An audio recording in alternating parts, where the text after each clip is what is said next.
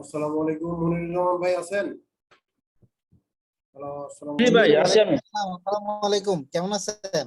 ওয়ালাইকুম আসসালাম ভাই, আলহামদুলিল্লাহ আছি। সরি ভাই, ক্লাস কখন শুরু হবে? জি, ক্লাস কখন শুরু হবে ভাই? এটা তো বলে নাই, বরাবর 7টা আমরা অপেক্ষা করতেছি। ও আচ্ছা আচ্ছা, স্যার মনে হয় আসলে লেট হতে পারে। এটা বলতে পারছি না, কারণ স্যার তো আজকে হচ্ছে ওই যে আইসিএফ এর যে চিফ এক্সিকিউটিভ অফিসার হ্যাঁ, সুভাষিস ঘোষ। পরে বুঝতে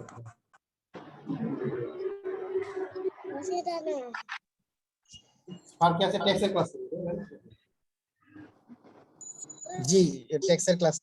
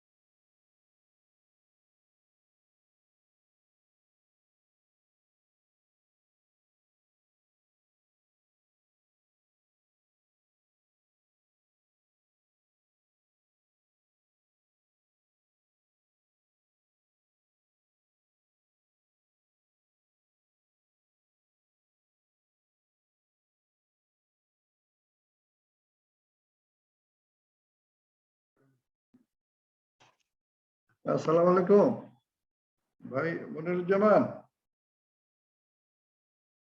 জি, আসসালামু আলাইকুম হালিম ভাই, কেমন আছেন? আছি আলহামদুলিল্লাহ, ভালো না সবাই? জি আছি আলহামদুলিল্লাহ। একটু খারাপই লাগে এখন, সিও স্যার কিছুক্ষণের মধ্যে যোগদান করবে। হ্যাঁ, তো আমি may I request you all, ওই সিনপসিস যেটা দেওয়া আছে ওটা একটু দেখেন, বিশেষ করে you respected captain, you will go through specific the I think contents, description, etc. মূলত যে সিনপসিস দেওয়া আছে প্রিভিয়াস কোর্সেস দেখে এটা একটা সেশন পেপার। আর এমনিতে হয়তো জানেন, যেহেতু ফার্স্ট সেশন, যে কথা বলে আমি আরেকদিকে যাব, একটু কাজে মিটিং থেকে বের হয়েছি। যেটা বলার যে এটা রেগুলার সেশন নয়, রেগুলার সেশন টিচার গুলো যেগুলো ওনাদের ইয়েতে সিলেবাস রিলেটেড ম্যানুয়াল কন্টেন্ট ওগুলো ওনারা সমাধান করবেন। আর স্যারেরটা ওভারঅল রিভিউ, কোশ্চিনারি সেশন, তার মানে to also I think fill the gap situations, specific syllabus, your regular classes and content of manuals, but all the information will be updated. অর্থাৎ কি, সিলেবাসে ম্যানুয়ালে যে যদি কোনো ধরনের ঘাটতি থেকে থাকে, গ্যাপ থাকে, রেগুলার ক্লাসের কোনো জিনিস যদি আপনাদের না জানা থাকে, এই জন্য স্যারকে হয়তো রিকোয়েস্ট করবো যে আরো 2-4টা সেশন দেওয়ার জন্য। সেশনটা নেবেন না, এই জন্য যখন সেশন দিবেন আপনারা বিস্তারিত প্রশ্ন করে যখন বলবেন নেবেন। আর স্যার এমনিতে ট্যাক্সের পার্সোনালিটি জানেন, বিসিএস ক্যাডার ট্যাক্সেশন, পরবর্তীতে অ্যাডমিন, সচিব, আবার কি বলে যে এটাতে কমার্শিয়াল কাউন্সিলর, দূতাবাসে 9 বছর ছিলেন, বিস্তারিত অনেক প্লেসধারী, এসএসসি ইন্টার ঢাকা ইউনিভার্সিটিতে, এবং কয়েকটাতে ফার্স্ট ক্লাস ফার্স্ট। আপনি শর্টে বলে দিলাম, তো এটা জাস্ট ফর ইউর ইনফরমেশন, ভালো লাগবে আশা করি। এই আমাদেরই অভিভাবক, আমাদেরই গার্ডিয়ান, ভেরি অ্যামাইকেবল, লার্নেড, তো কাজে আপনারা বুঝতে পারবেন, এমনিতে ক্লাসে কথাবার্তা সব বোঝা যাবে। তো এই আর একটা রিকোয়েস্ট করবো, সেটা যে একটু সাড়া দিয়েন, একটু আপনারা এমনি রেসপন্সিভ, যেহেতু এটা সিনিয়র লেভেল, অর্থাৎ no issues to carry on anything boring, even not responsive, কোনো মতেই যেন এটা না হয়। এই আর সিলেবাসটা একটু দেখেন, হয়তো আমার সাথে কথা হয়ে গেছে, স্যার হয়তো 2-3 মিনিটের ভিতরেই ঢুকে পড়বেন। একটু লেট হয়ে গেল, ব্রেক, নামাজ, প্রেয়ার বুঝে সুঝে। আর কি বলবো, যে স্যারেরও এই ধরনের ইয়ে নাই, উনিও এক মিটিং এ ছিলেন, আমরাও এক ইয়েতে ছিলাম, এই জন্য একটু আপনারা কনসিডার করেন। অনেক কিছু আছে বাস্তবতা নিরিখে, কিন্তু আমাদের উদ্দেশ্য এরকম নয় যে coming late and also to start this session. আর এমনি আজ কোনো কথা না রাখি, হয়তো আমি আসবো দুয়াকে এসে অন্য কোনো ধরনের ফার্দার অ্যাডভাইস, প্রমোটিভ, এটা তারপরে আমরা নিয়ে নিব। আর রেকর্ডিং গুলো মনে হয় পাওয়াই যায় বুঝে সুঝে, এইভাবে আর কি। তো আমি আর কথা না বাড়াই, আপনারা একটু এভাবে প্রস্তুত থাকেন, আর স্যার হয়তো কিছুক্ষণের ভিতরে আসবেন, তখনই আমরা শুরু করে দেব।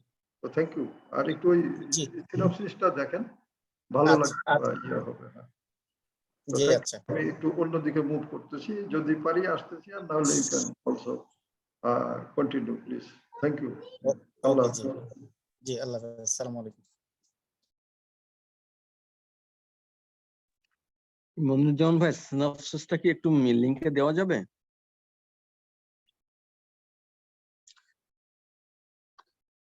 ভাই মনিরুজ্জামান ভাইয়া।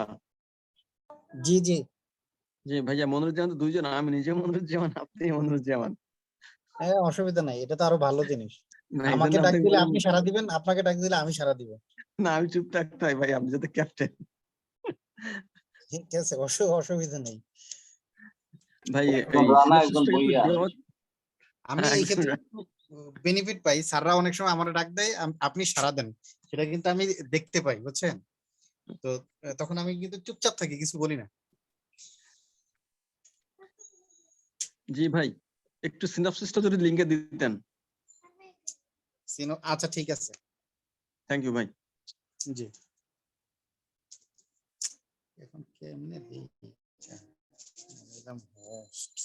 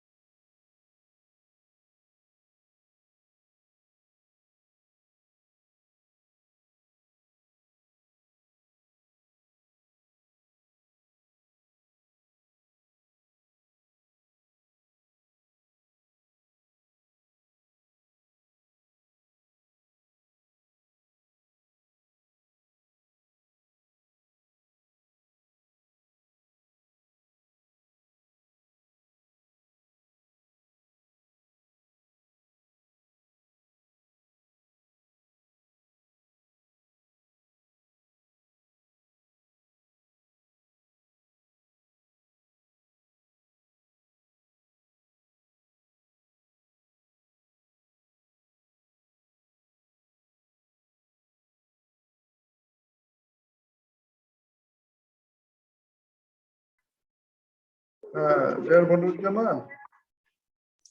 জি স্যার মনে হয় ঢুকবেন এখনই, তো please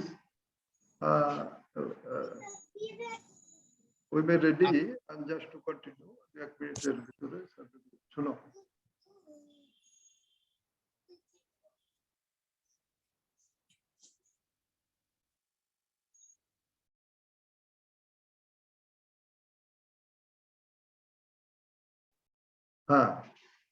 so thank you very much, and I think tax planning and compliance, this is subject, okay?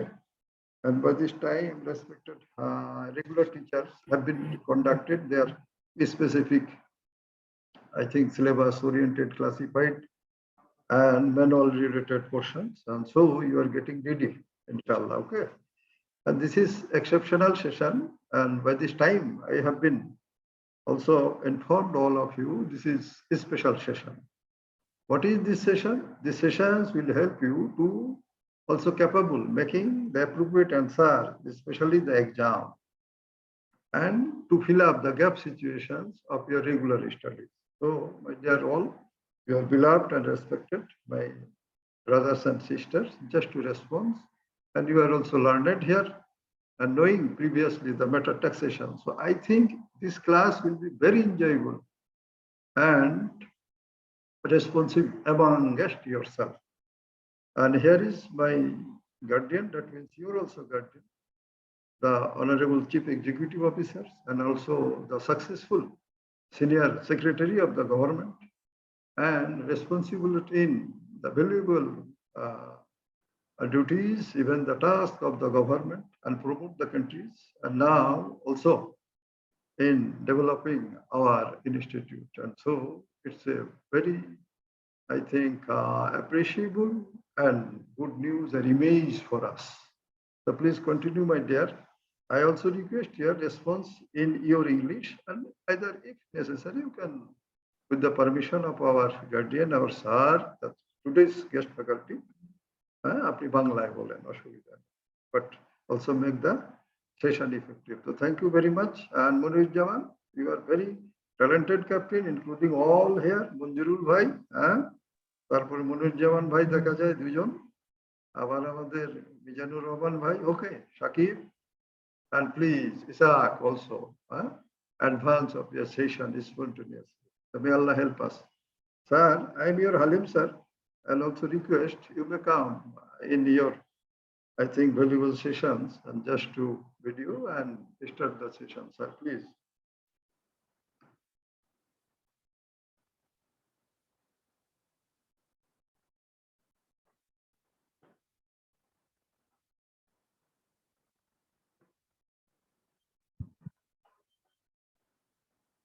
Other, sir.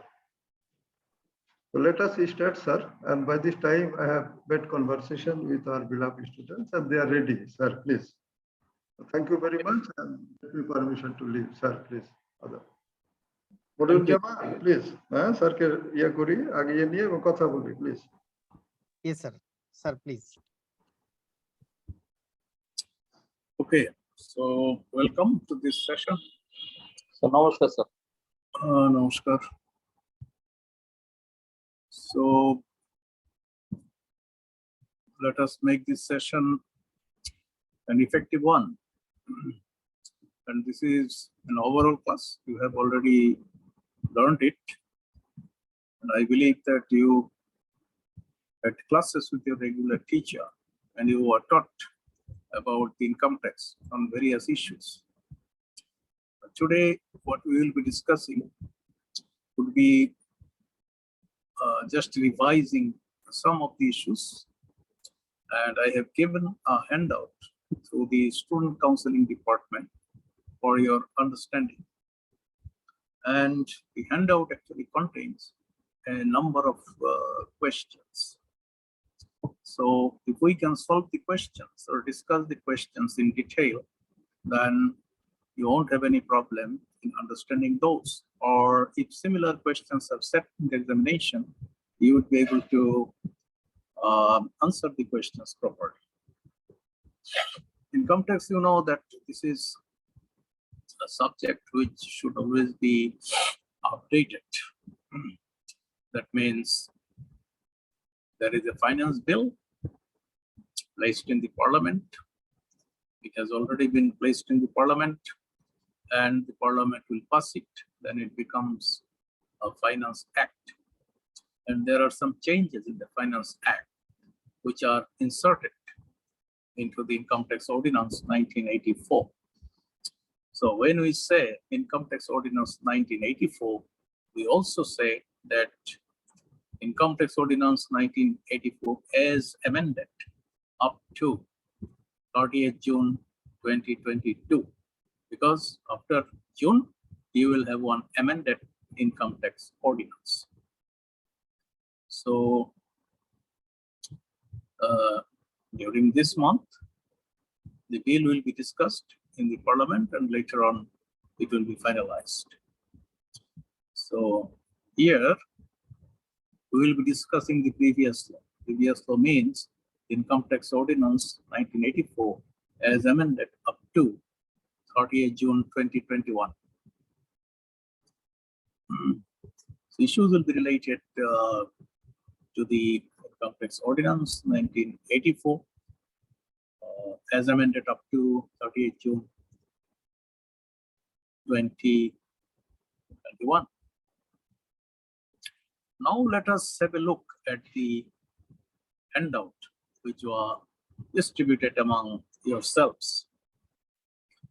First of all, a question has been set, number one question, and I hope you have gone through it. If not, then we can go through it again, and then we would like to find out what the problems are, what solutions need to be brought about. So first one, this is with regard to the calculation of gratuity amount, calculation of pension amount, long grant amount, and of course the provident fund benefit. So here are a number of problems.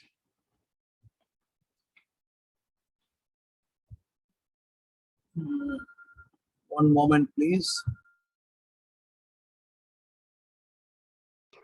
Yes, sir.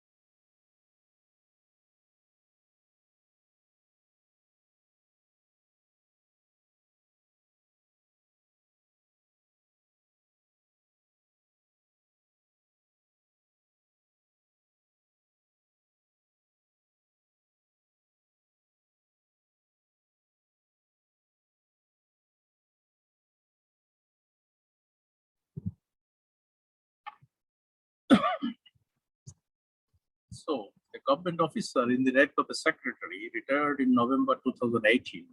Soon after his retirement, he sought advice of a chartered accountant and gave details of his salary to the chartered accountant.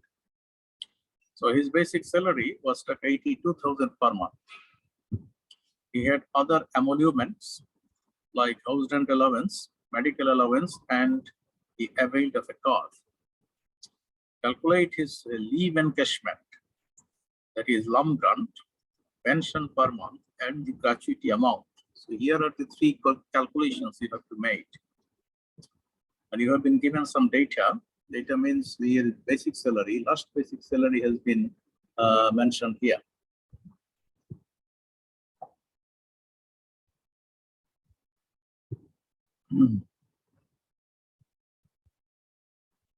He had outstanding balance for his car loan amounting to 8 lakhs. That means he took loan from the government in order to buy a car, and he has paid off different installments per month, but still he has got an outstanding balance of 8 lakhs.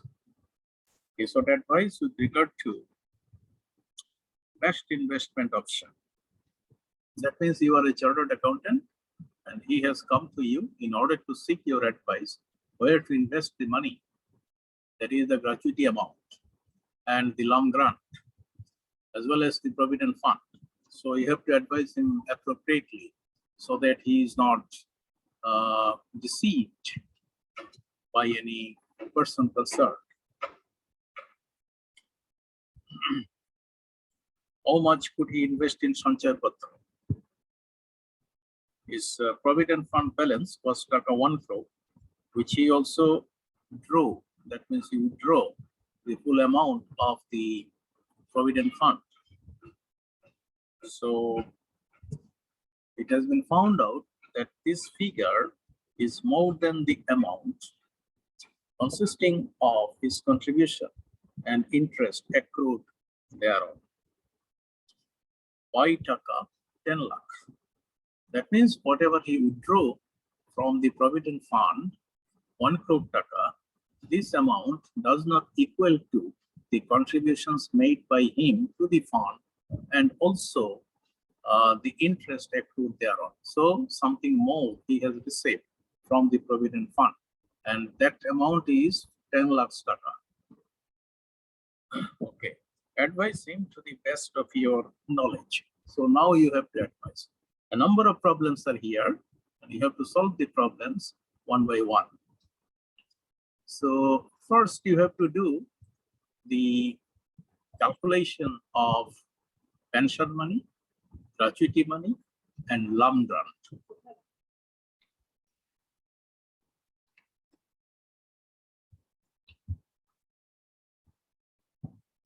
Okay. Any idea about the calculation of pension money, gratuity money, lump grant, etc.?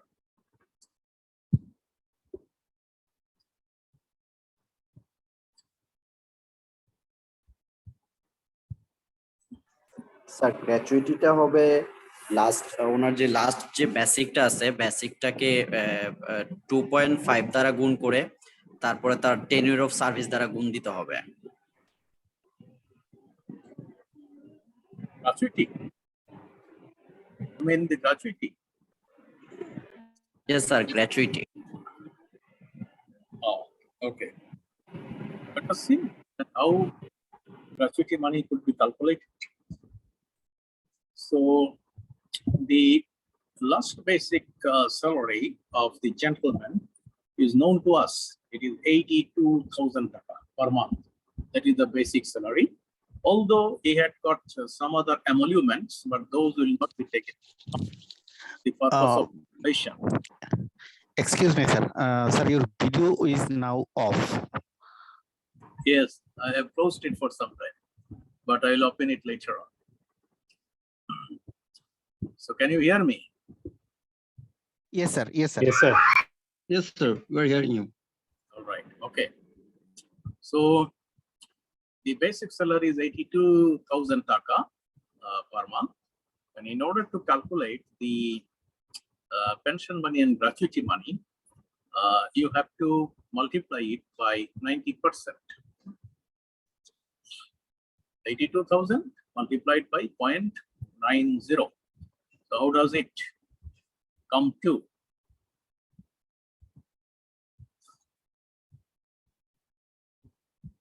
$73,800. So 90% of the last basic salary is 73,800 taka. Now you divide it by 2. 36,900.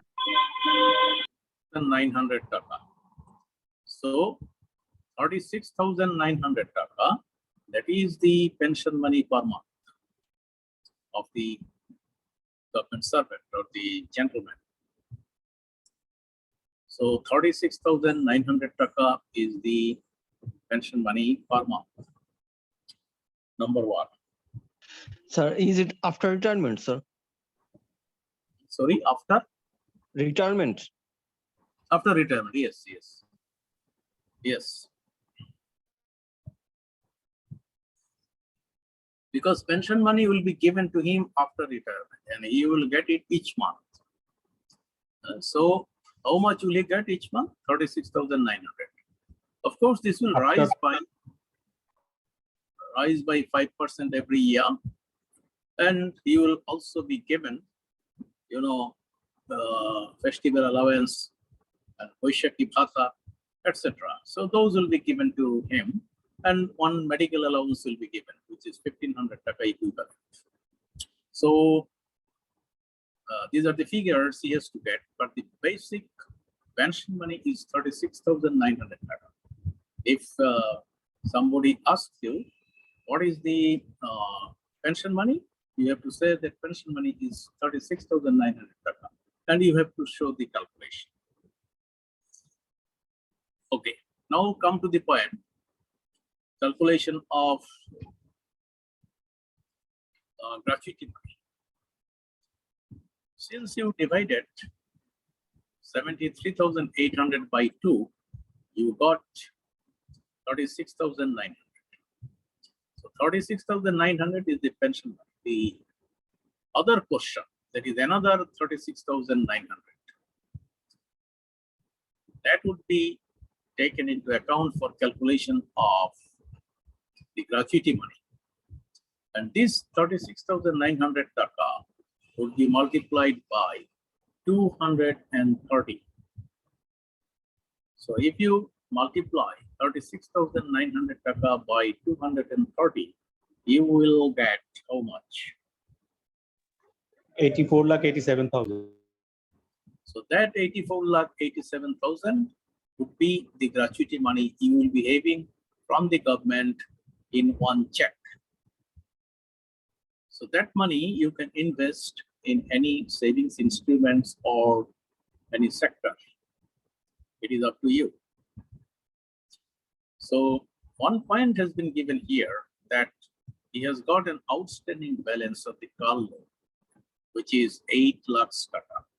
And that 8 lakhs taka would be deducted from this gratuity money.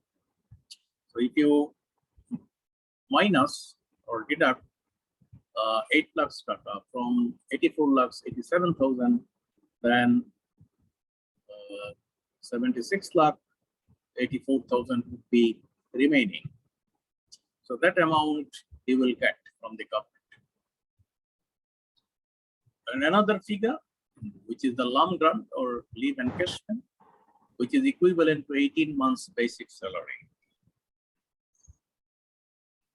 So last basic salary is 82,000 taka. So you have to multiply 82,000 taka by 18.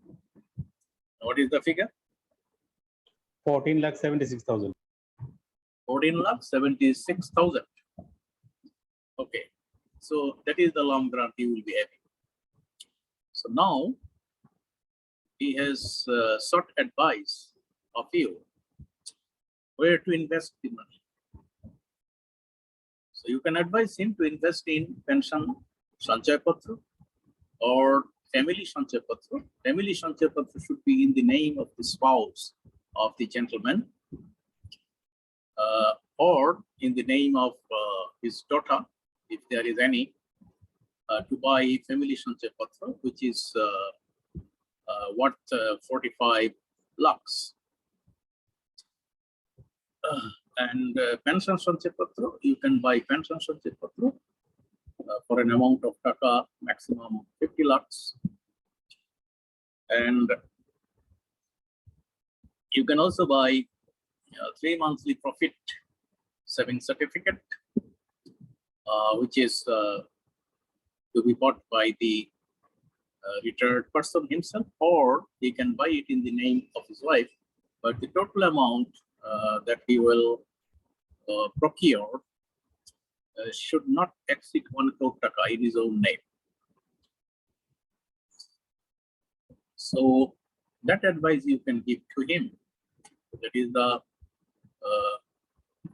saving certificate, which will earn him a good amount of money compared to other deposits. So for example, if he invests in FDR, the FDR will not give him a very handsome amount of interest at this moment, because every bank has reduced the FDR interest rate. So that's why savings instrument would be the best option for the retired gentleman.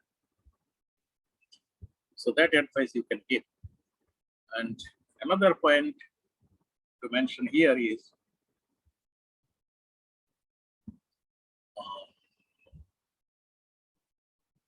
Provident Fund. Provident Fund, government Provident Fund means the employee would be contributing to the Provident Fund and interest would be accrued there. That means the government, that is the employer, will not contribute to the fund.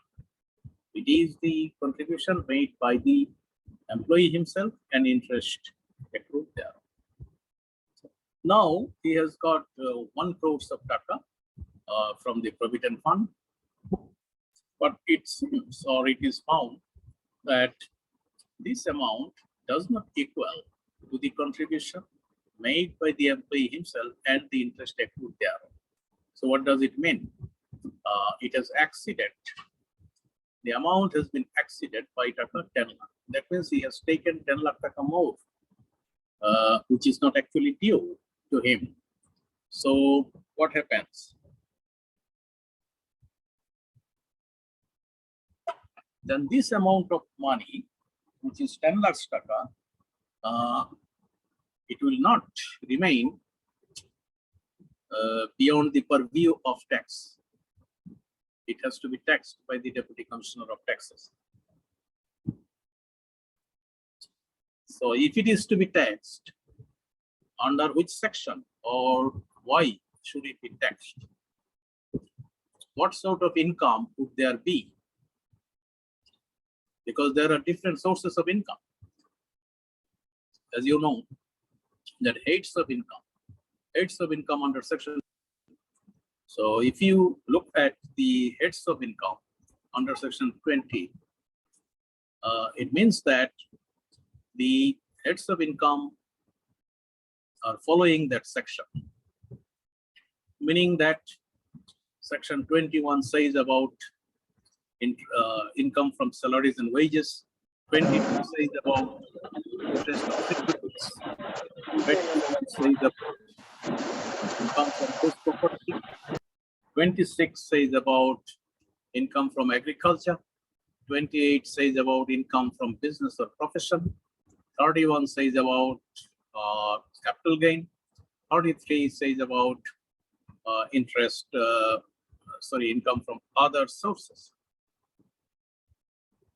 So this amount, that is 10 lakh taka, under which head it will be assessed? And why should it be assessed?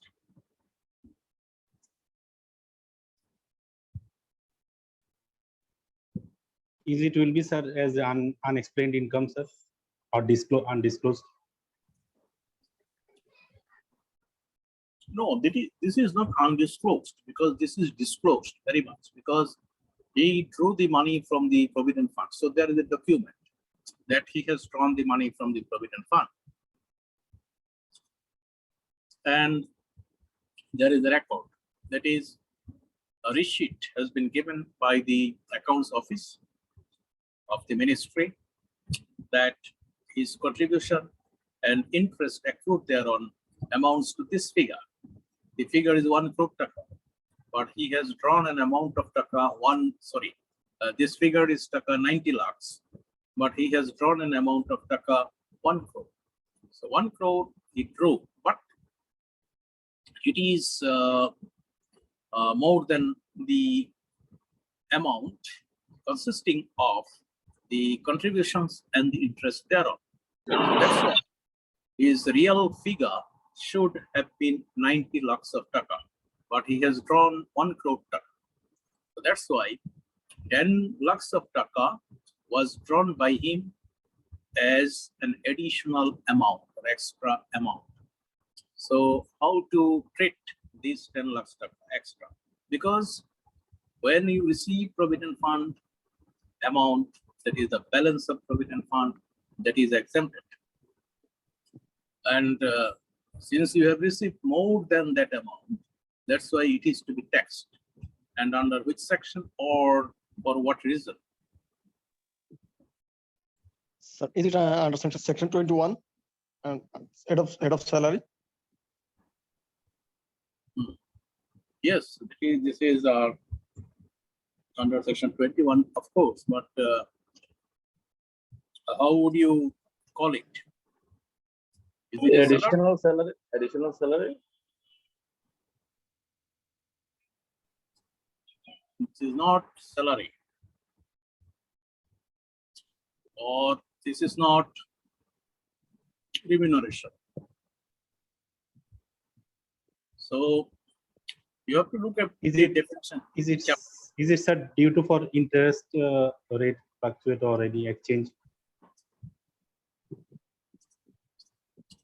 No, this is called actually profit in lieu of salary.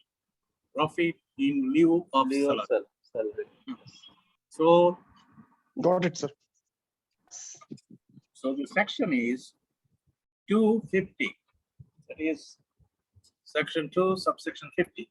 If you look at that section and subsection, so you can see what is said there.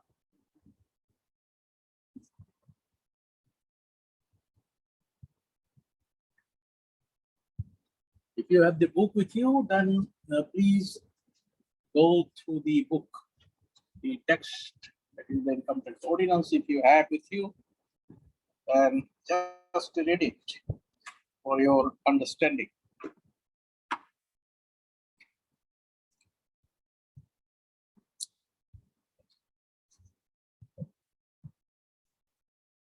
G sir, এখানে section 250 তে B 50 B তে mention করা আছে sir. It has been said here that profits in lieu of salary includes the amount of compensation due to or received by an assessee from the employer at or in connection with the termination of or the modification of any terms and conditions relating to his employment. So if you receive something from the employer, when terms of agreements or terms of contracts are modified by the employer himself, and he pays you a compensation money. And in that case, this compensation money would be treated as profit in lieu of salary. And another clause says, any payment due to or received by an assessee from a provident or other fund to the extent to which it does not consist of contributions by the assessee and the interest on such contributions. As I said to you before, that if it does not match with the contributions and the interest accrued thereon, then the additional amount would be treated as profit in lieu of salary. So this 10 lakh taka would be treated as profit in lieu of salary, and it would be taxed by the Deputy Commissioner of Taxes. So this is the solution, and I hope you have understood it. Yes, sir, understood. So which section we should add to this salary in return. Profit in lieu of salary, another head there. Profit in lieu of salary, this is the definition what I have given you. And of course, this will be treated under section 21. Okay, thank you. When salary is calculated, salary income, with that, this amount will also be treated as profit in lieu of salary. So that is one of the items of salary.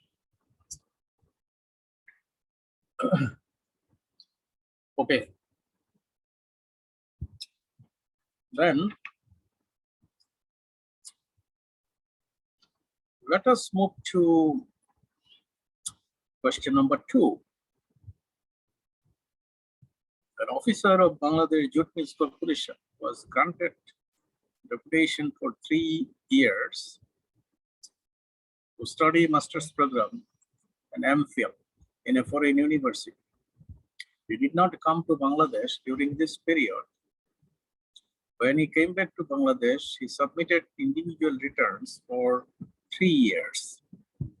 The Deputy Commissioner of Taxes imposed penalty and delay interest for the late submission of the returns. He sought advice as a chartered accountant from you to redress the suffering. Advise him properly. So what advice could you give? And you have understood it. The problem has been explained to you. He is an employee or officer of the Bangladesh Jute Mills Corporation. That means it is under the Ministry of Commerce. Sorry, under the Ministry of Jute and Textile. And his salary is totally paid by the government. And government is the owner of the Bangladesh Jute Mills Corporation. So he was granted a deputation for 3 years in order to study master's program in MPhil in UK university. So during that period, he did not come back to Bangladesh. Rather, he came back to Bangladesh after completing his MPhil and masters. And after coming back to Bangladesh, he submitted his returns for 3 years together. So the DCT actually imposed penalty on the gentleman because of the late submission of the return and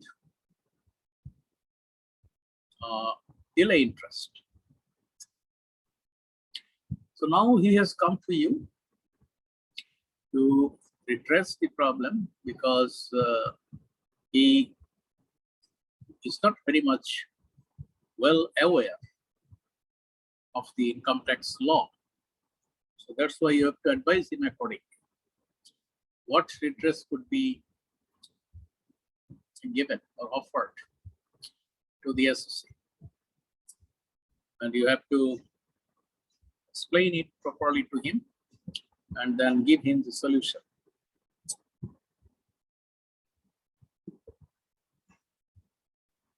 Is it okay?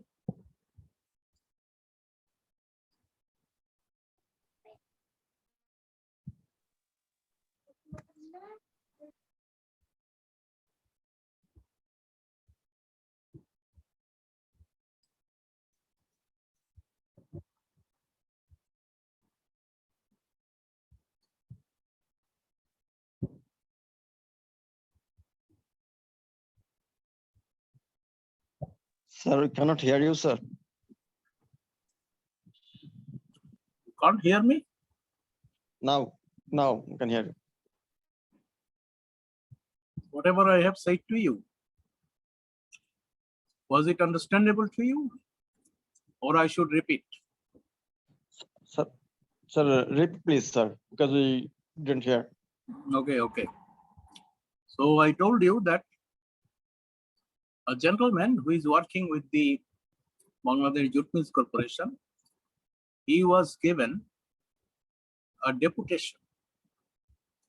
Deputation means he is allowed to study in a foreign university,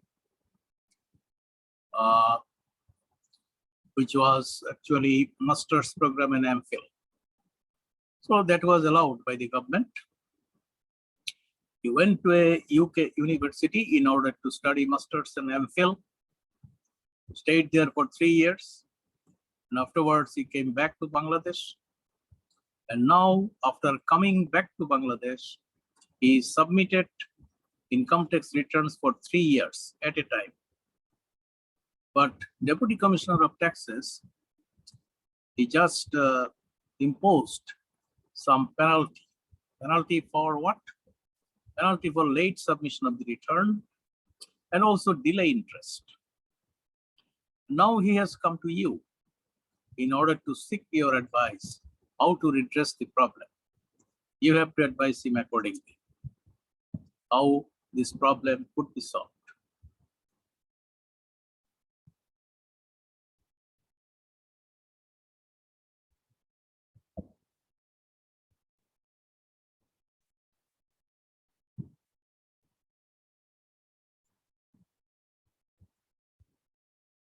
First, you have to know whether the Deputy Commissioner of Taxes did the right thing or he did it lawfully.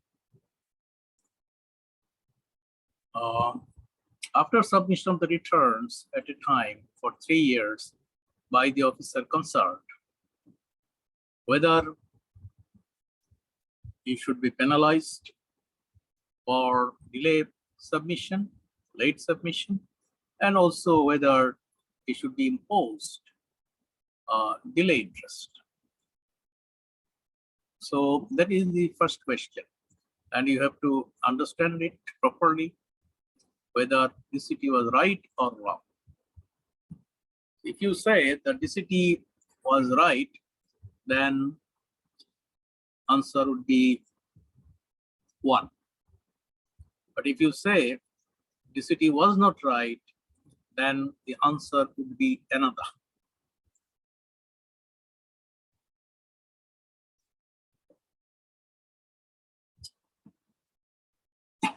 What do you think?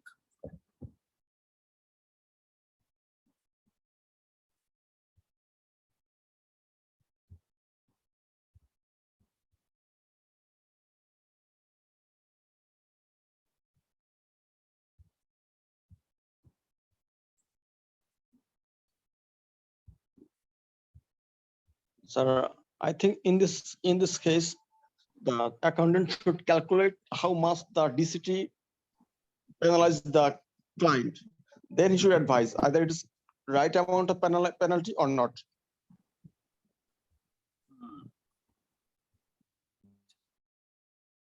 An advice should be given to the associate. That means the concerned person. He should first know whether DCT was correct in his action. If the DCT is not correct in his action, then advice should also be given how to solve it. That means he has to prefer an appeal before the appellate Joint Commissioner or appellate Additional Commissioner or Commissioner of Taxes Appeals. So that is the preferring of appeal against the order of the Deputy Commissioner of Taxes. But if the Deputy Commissioner of Taxes is correct in his decision of imposing penalty, in that case, there is no point in preferring an appeal. So if you prefer an appeal, that will have no effect. That's why first you have to know whether the action was legal or lawful or correct.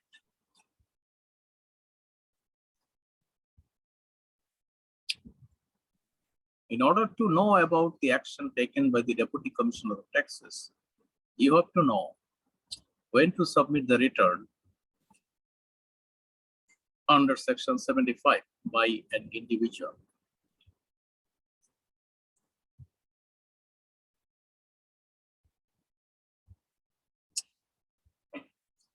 So usual time of submission of the return should be on the tax day or before the tax day.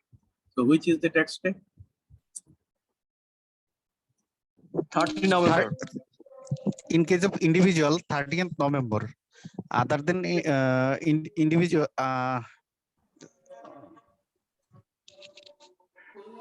Other than individual, early 15 days of the 7th month of completion of the financial year. Okay, here we discussed the individual SSC because we mentioned about an SSC who went abroad in order to study. So that's why we limit it to an individual SSC. So as you say, that individual SSC is to submit his or her return on the 30th day of June or 30th day of November of the assessment year or before that. So that is the provision, legal provision. So here the SSC is also supposed to submit the return on the 30th day of November or before I think that date. But the person, he could not submit it because he was not inside the country, not within the country. So that's why he was staying in the UK. And during that 3-year period, he did not come back to Bangladesh. So now that he has come back to Bangladesh, he has submitted the returns for the 3 years at a time before the Deputy Commissioner of Taxes. So general provision is that if you do not submit the return on the 30th day of November or before, in that case, you can get the time extended by the Deputy Commissioner of Taxes. And the Deputy Commissioner of Taxes can extend the date by 2 months. Okay. Again, if you need more time, Deputy Commissioner of Taxes can also extend the date by another 2 months, but he has to obtain an approval from his boss, from his supervising officer, who is inspecting Joint Commissioner of Taxes or inspecting Additional Commissioner of Taxes. So he can take the permission in writing for extension of the time by another 2 months. So in that case, an SSC can get his date of submission of the return by 4 months maximum. So that was not possible on the part of the SSC because SSC did not come to Bangladesh.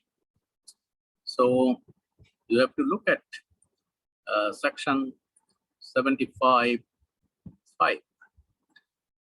Section 75, subsection 5. So what is said there? If you can go through it, you will be able to understand that the Deputy Commissioner of Taxes was not correct in his action. So let us see section 75, subsection 5.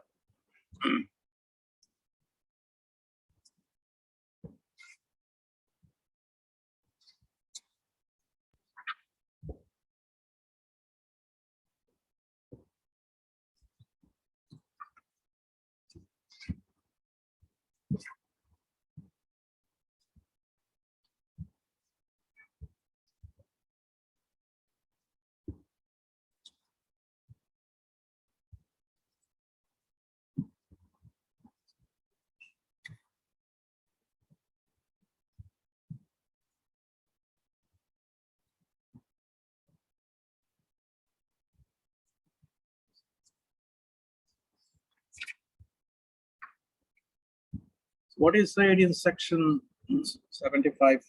You please see. Every return under this section shall be filed unless the date is extended under subsection 6 on or before the tax day.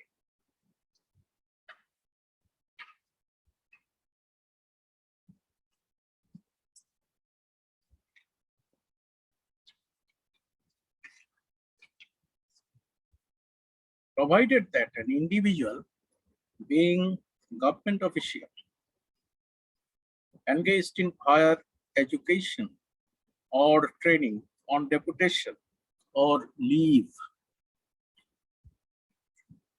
or employed under lien outside Bangladesh shall file return or returns for the period of such deputation or lien at a time within 3 months from the date of his return to Bangladesh. So what is said here? If you are on deputation or on lien outside of Bangladesh, and when you come back, you have to submit the return within 3 months' time after your arrival here in Bangladesh. You can submit the return for 1 year or for a number of years according to the deputation or lien period at a time. And this is legal or lawful. So you don't have to pay any penalty or any delay interest or delayed submission. So that's why you have to refer to this section 75.5 and 75.6. In 75.6, the extension of the date of submission of return has been mentioned. So here the question of extension of date is absent, or it cannot be maintained here. So that's why this gentleman came back from the UK, can submit his return within 3 months' time from the date of his arrival in Bangladesh. So this is legal, and he does not have to pay any penalty or delay interest on his income in addition to his tax. Okay. Should I, Is a government employee. should you ask one question, sir? Sorry, please repeat it. I could not hear you very well because of. Should I ask one question, sir? Sir, how was his residential status for this time? How was? Residential status would be? Residential status does not apply here because he was a Bangladeshi. He was a Bangladeshi resident, and he was allowed deputation or lien for higher studies or employment outside of Bangladesh. So he will be treated as a resident as he was in the past. So it doesn't matter. Whenever you see somebody is working in a Bangladesh mission abroad, Bangladesh mission abroad, that means Bangladesh embassy abroad, is working there for 3 years, 4 years, whatever it is. He can also submit the return from the mission itself, and he is treated as a resident because the mission which is located in that country is treated as a piece of land of Bangladesh as per the respective convention, Vienna Convention. And in the income tax ordinance, it has also been recognized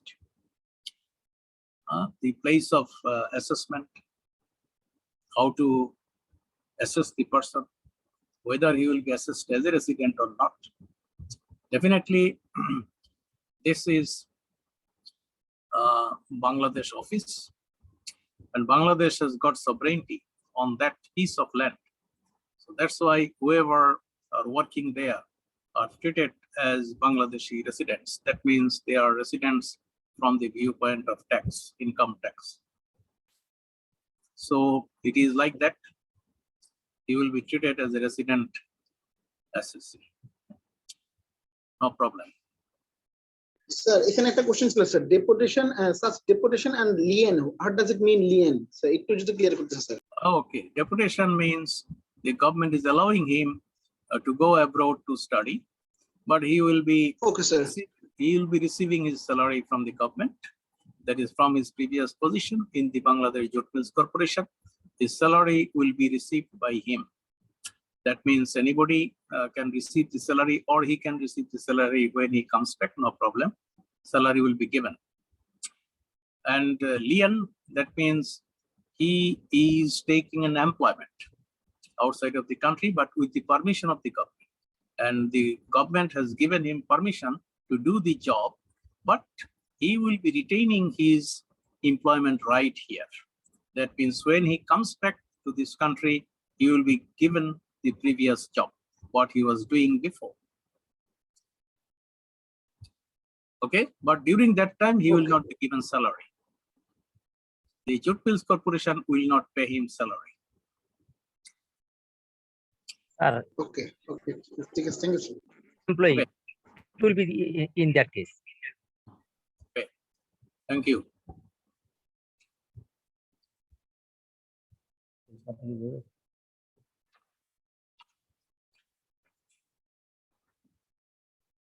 Okay, let us now move to question number 3. What is said here? A doctor purchased a medical equipment for his chamber and used it for 5 years. The equipment was purchased at Taka 5 lakhs. The doctor showed the cost of the equipment after charging depreciation at the rate of 10% each year on straight line basis. After 5 years, the doctor decided to replace the equipment with a more advanced one. The written down value was Taka 2,50,000. He disposed of the equipment at Taka 5,50,000. Advise the doctor the effect of the sale on his income for tax calculation.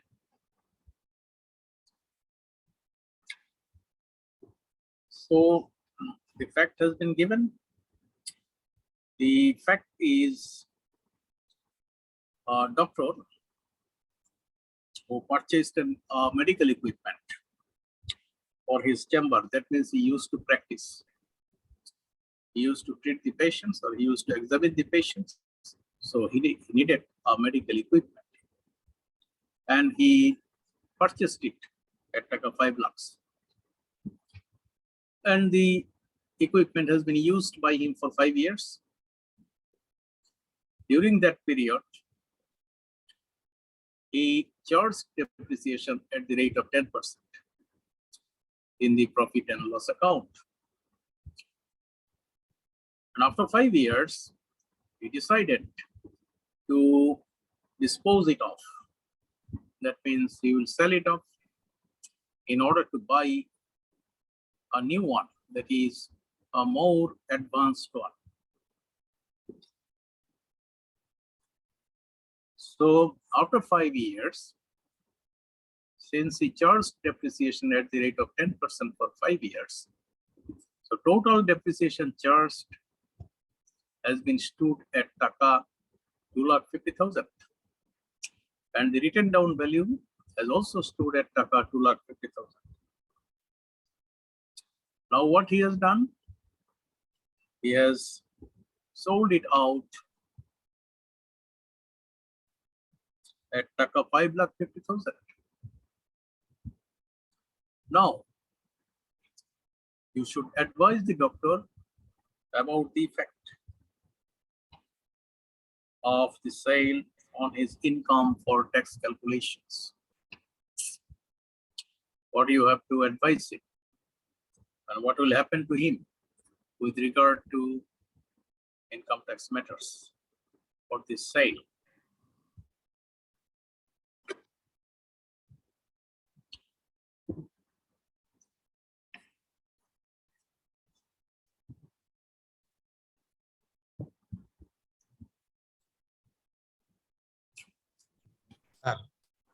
think two types of gain happening here. One is revenue gain, 2,50,000, and 50,000 as capital gain. Okay. So which section should I refer to? Capital gain, 50% may be tax rate on capital gain. Revenue gain is also will be added to this total income as a taxable income. That is okay. Is there any criteria for the professional guy, the doctor, chartered accountant? Doctor, chartered accountant, what do you say? Sir, normal tax assessment will be done, or doctor for another way? The normal way. So the incomes two option is here. Income from business or profession, 2,50,000, and capital gain under section 32, and it will be treated under 19 sections, subsection 16. Yes, that is the section you have to refer to. So 1916 is the appropriate section here. You have to consider, because in section 1916 it has been said that when an equipment, machinery, plant, building, etc., having been used in the business or profession, is disposed of, so much of the excess, disposed of, and the sale proceeds exceeds the written down value. First thing is that the sale profit has to exceed the written down value, because when you say that a profit has actually happened here, or profit has occurred, so how to calculate the profit? The profit has to be calculated by looking at the sale proceed and the written down value. Here we know the written down value, which is 2,50,000 taka, and the sale proceed is taka 5,50,000. So the difference between the two is 3 lakhs taka, and this 3 lakhs taka is the total profit out of the sale of the equipment. But provision also says that so much of the excess does not exceed the original cost and the written down value. So what is the original cost? Original cost is 5 lakh taka. That is the acquisition price or the purchase price of the equipment, 2,50,000. And sale proceed how much? 5,50,000. So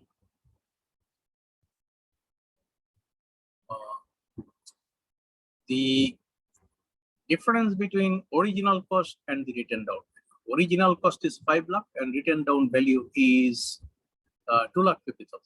So difference between the two is 2,50,000. But you calculated the profit at taka 3 lakhs. So what about the rest of the profit, that is taka 50,000? Here you have to calculate professional income. Professional income, that is profit from his profession, would be 2,50,000 taka. That would be under section 28. And the rest amount, taka 50,000, that will be treated as income from capital gains.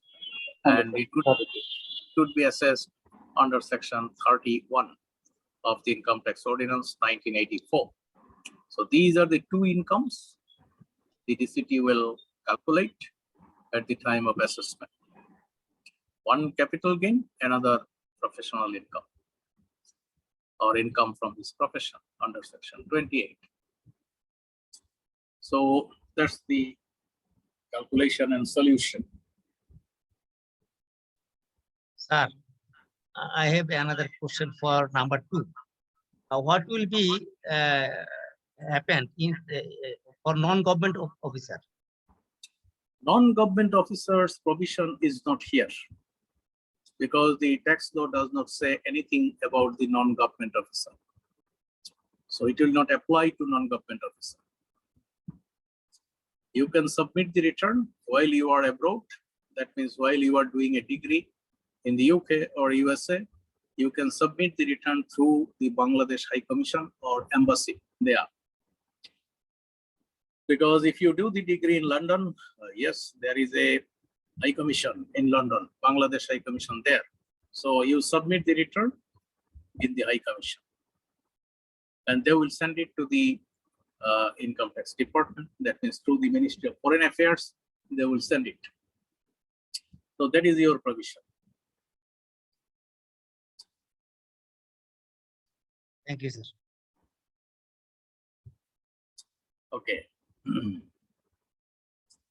So number 3, I hope we have understood it. And some of you have actually replied correctly. So let us move to number 4. Number 4 says, Mr. X was running a pharmacy at a place in Lokhi Bazar, Dhaka.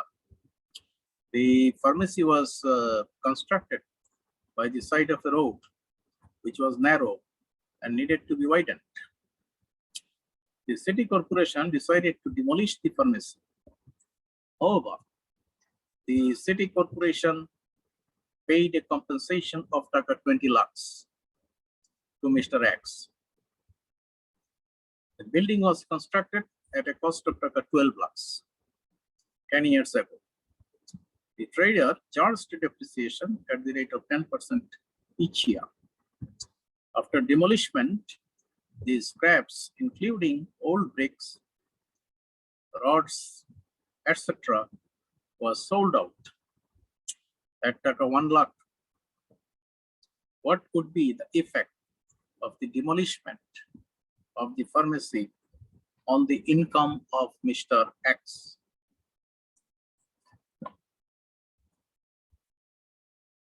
So what would happen to him? Mr. X is a pharmacy owner in Lokhi Bazar, Dhaka. And now this pharmacy has been demolished by the city corporation in order to widen the road, because the road was very narrow. And that's why a compensation money was given to him, 20 lakhs Taka. But his construction price of the pharmacy or building was Taka 12 lakhs. And he completed the construction 10 years ago. And of course, during the 10-year period, he charged depreciation at the rate of 10%. Sir, I think 21 lakh will be added as a taxable income. 21 lakh. Okay. How? Can you explain it to me? Okay, sir. Because the building construction constructed cost was 12 lakhs and 10 years ago. That is depreciation 10%. Already book value is nil. Okay. Adversely, he received 20 lakhs from city corporation as a compensation, and also old bricks, rods, and other he sold by Taka 1 lakh.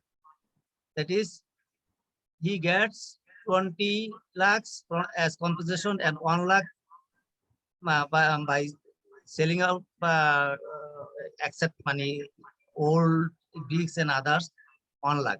That is 20 lakhs and with 1 lakhs will be added as a taxable income of Mr. X.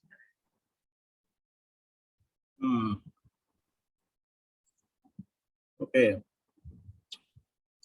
So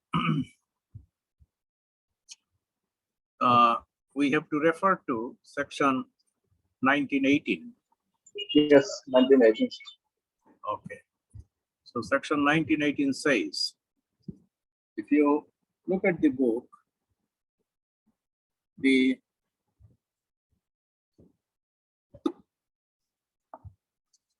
portion of section 1918 is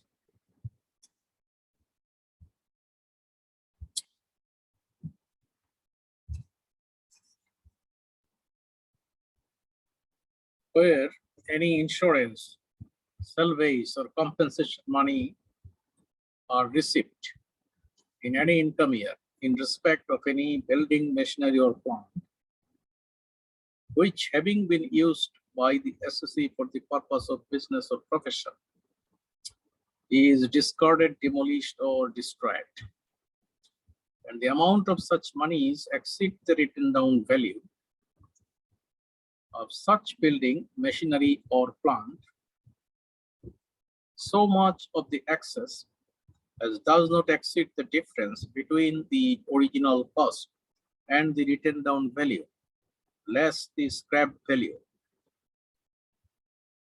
shall be deemed to be the income of the SSE for that income year, classifiable under the head income from business or profession.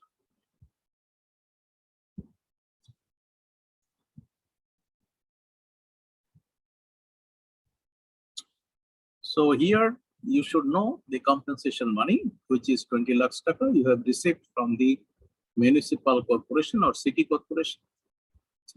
And your construction price is 12 lakh taka, which is equivalent to the acquisition cost of the asset.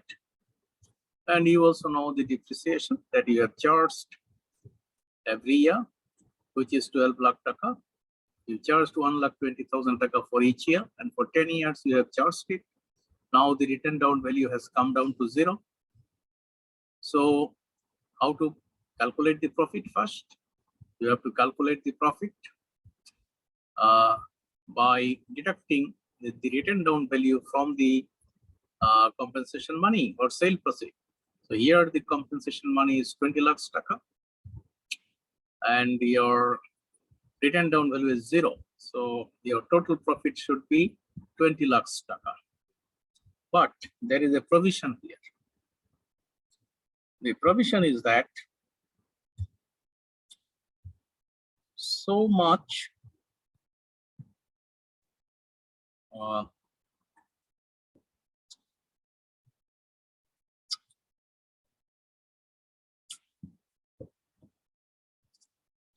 of the excess as does not exceed the difference between the original cost and the written down value less the scrap value. So original cost how much? Original cost is 12 lakh. 12 lakh. Written down value is 0. 0. So here from the written down value, you have to deduct 1 lakh taka.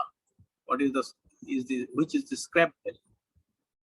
So if you deduct 1 lakh taka from 0, it is minus 1 lakh taka or plus 1 lakh taka. What is that? Plus 1 lakh. Let us suppose the written down value is 4 lakh taka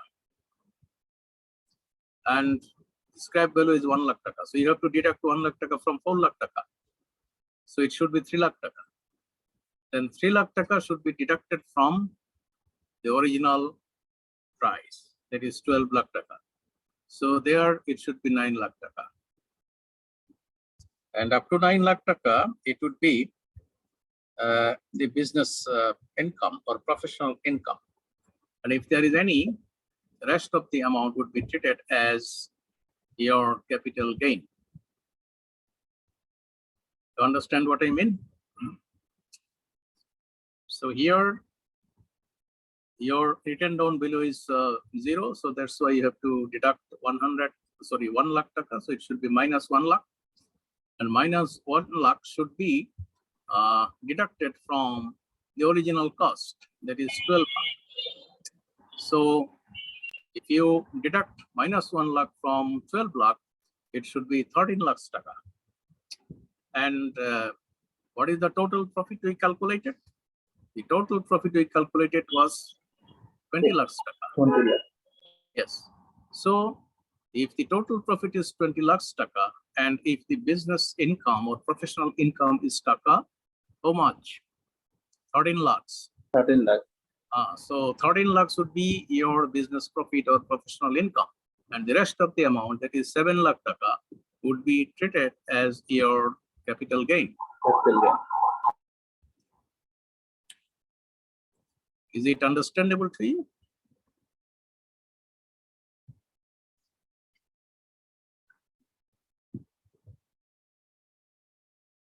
I believe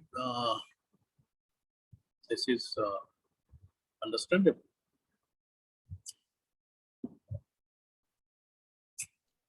Yes, sir, we got it, sir.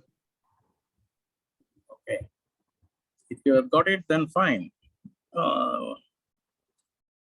You just conceptualize it, then it will be easy for you to understand and to remember. First of all, you have to find out the sale proceed. Here, the sale proceed is compensation money. And written down value, no. Written down value is 0 because you charge depreciation on the full amount of the acquisition price, that is construction cost.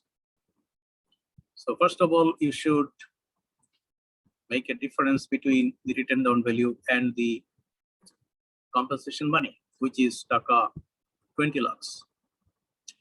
And now it has been said that if the sale proceed exceeds the written down value, so much of the excess as does not exceed the original cost and the written down value, less the scrap value. So your written down value is 0, scrap value is 1 lakh. So you have to deduct 1 lakh from 0. Now it is minus 1 lakh. And you have to deduct it from the original cost, that is acquisition price, which is 12 lakh taka. So 12 lakh taka plus 1 lakh taka, it should be 13 lakhs taka. And that is the profit or business or professional income under section 28. And the rest of the amount, that is taka 7 lakh, as the total profit was taka 20 lakhs. So that 7 lakh would be treated as your capital gain under section 31. So that is the calculation.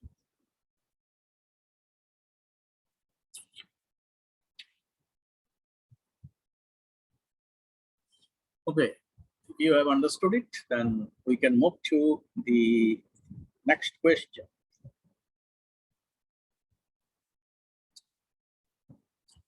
Number 5. What is said here is that Mr. X is a retired government servant. He was allotted a piece of land by the government. He started building a home, taking loan from a bank. The loan amount was taka 30 lakhs. After the construction work started, it took him 2 years to complete the construction. However, in the meantime, taka 3 lakh each year was accrued on the borrowed capital. While construction work started, Mr. X purchased construction materials from a shop in Nagpur Road, worth taka 10 lakhs, which remained unpaid still now. At the end of 3 years, the construction was completed and he started receiving taka 1 lakh as rent from a tenant. So this taka 1 lakh is of course per month. He had received an amount of taka 10 lakhs from the tenant and nothing was said about the repayment of the amount. Assume some dates of your own and show the effect of these dealings on the income of the person as he sought suggestion from you. So there are some issues here. One issue is that the gentleman is a retired government servant. He was allotted a piece of land and he started constructing a building for him. And for that purpose, he took a loan from the bank, which was 30 lakhs taka. And during the construction period, he also bought some construction materials on credit. That means 3 lakh taka. The construction materials cost him 3 lakhs taka, but cost of materials was on credit. That means he did not pay off the price of the construction materials. At the same time, the construction period was 3 years. That means he could not complete the construction instantly. Rather, it took him 3 years. So during that 3-year period, the bank actually charged him interest, and it is very natural. The bank will charge interest, although you don't have any income. So since you could not complete the construction of the building, you could not let it out to somebody, and that's why you are not receiving any rental value or rent, whatever it is, from any tenant. So during 3 years, the interest was charged at the rate of 3 lakhs each year. So for the 3 years, the total interest was calculated by the bank at taka 9 lakh. That means it charged 9 lakh taka for the 3-year period. So now the person concerned, he has let out his property to some tenants, and he is receiving taka 1 lakh per month. That means he is receiving taka 12 lakh per year. And the calculation of income from house property could be made by the Deputy Commissioner of Taxes. Here, the issue is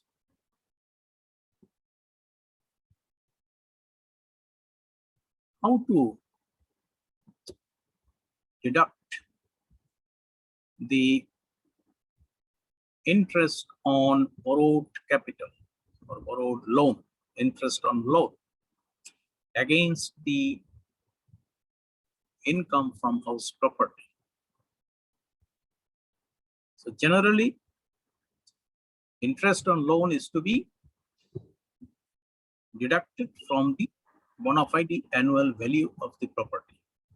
So all the allowable expenditures are to be deducted from the bona fide annual value under section 25.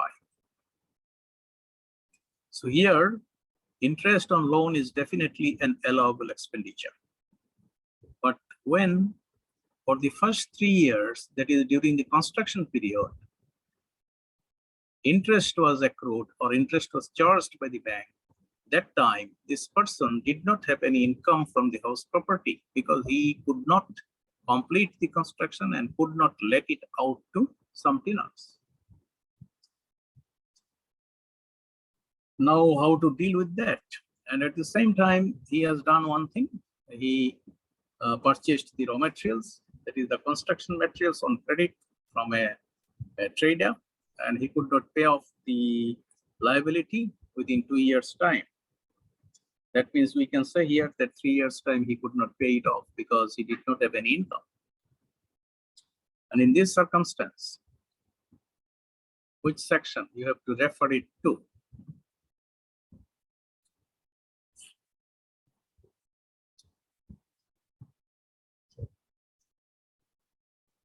The problem is not single, rather there are more than one problem.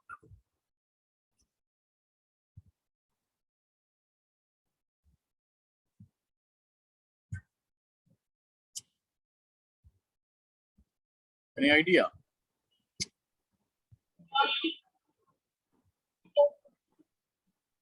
Several section is there. Which section? Section 1930. Another section. Okay.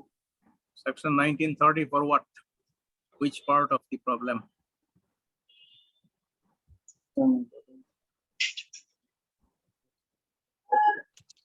That is Yes, for sir, what? section. That is for purchase of the raw materials on credit and Yes. for non-payment of the outstanding bill. That is non-payment of outstanding bill. Yes. So that is 1930. Okay. And another section you have referred to. Section 25, sir. Section 25, subsection 1 and clause double G. Section 25, subsection 1 and clause double G.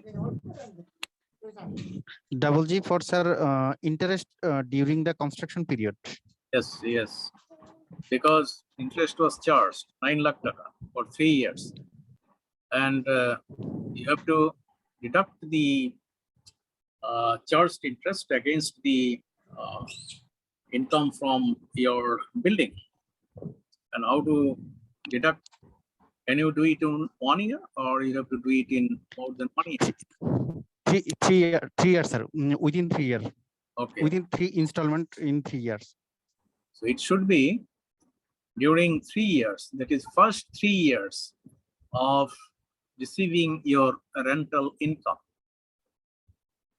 So the income has started to come to you, and from the first year, you have to charge interest, but you cannot charge full interest against it. You have to charge the interest over a 3-year period. So you have to do it proportionately. If your income is 9 lakhs taka, then divide it in 3 parts, which is 3 lakhs taka, and you can charge 3 lakh taka in the first year of calculating the income from your house property. But one thing is that this 3 lakh taka is the outstanding interest, and you have to again charge the regular interest. That means regular interest for that particular year. You have to do that. So maybe 6 lakhs taka you have to charge in the first year of the receipt of your income from house property. And then 1930, what is said there, if you are not a regular real estate businessman and you are not a developer,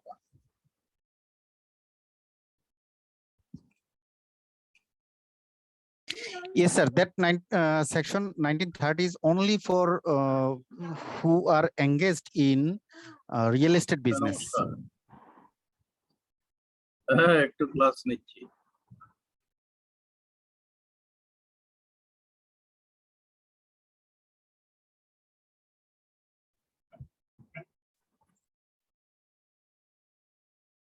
What do you say? Section 1930 is actually for real estate businessmen. So here in this scenario, Mr. X is not a real estate businessman, he's individual. So that section 1930 is not applicable for Mr. X. Okay. No, this section will refer to 1929. What you say? What is said here? Let us see.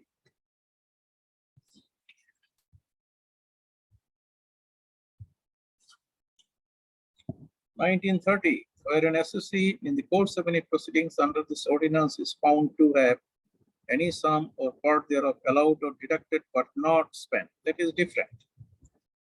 So it is what you have actually spent under section 25, that is the allowable expenditure, and you have shown it before the Deputy Commissioner of Taxes, but afterwards it has been found out by the Deputy Commissioner of Taxes that you did not spend that amount.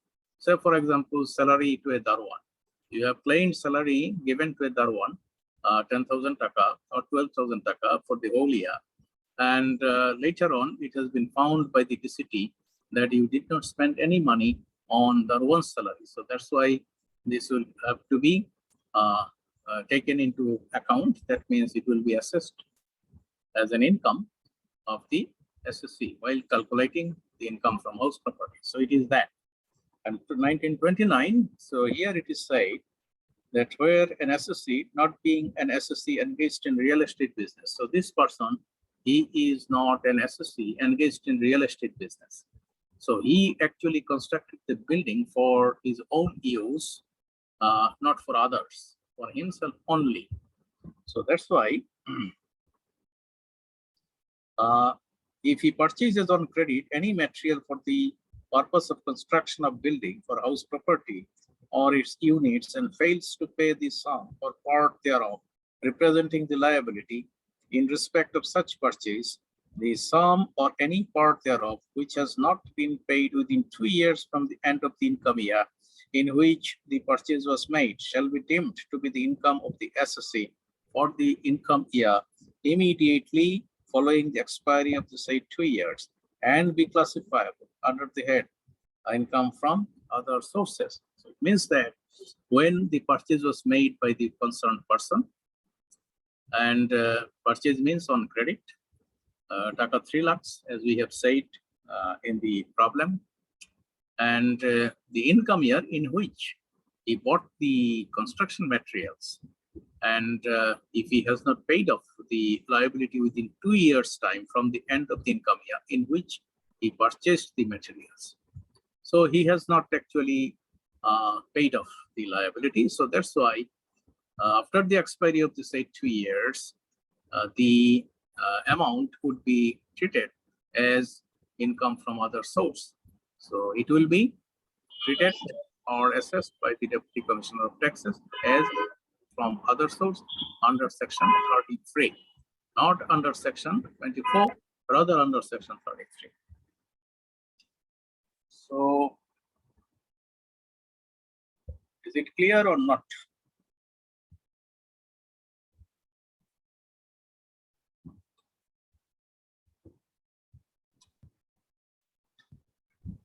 Sir, I have a question. Sir, under section 19, in which section other than section 33? Sir, is it not house property income? No, it is not house property income. It is calculated under section 33, but under which section 33. Yes. In addition to section 19, which section, subsection, can you refer me? Yes, this section 1929 has to be referred here. Because following that section, you are calculating the income under section 33. And whenever the Deputy Commissioner of Taxes makes the assessment order, he will write in his assessment order that this income is calculated as income from other source under section 33, read with section 1929. So that he will write in his assessment order. Thank you. Okay.